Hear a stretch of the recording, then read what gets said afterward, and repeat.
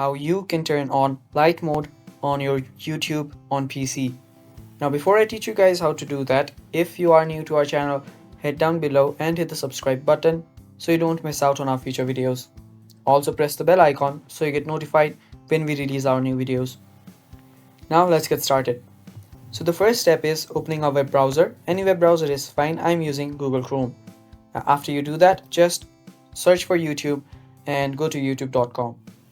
Now after you are on youtube.com, you will see this option right here on the top right, your profile option. Tap on it.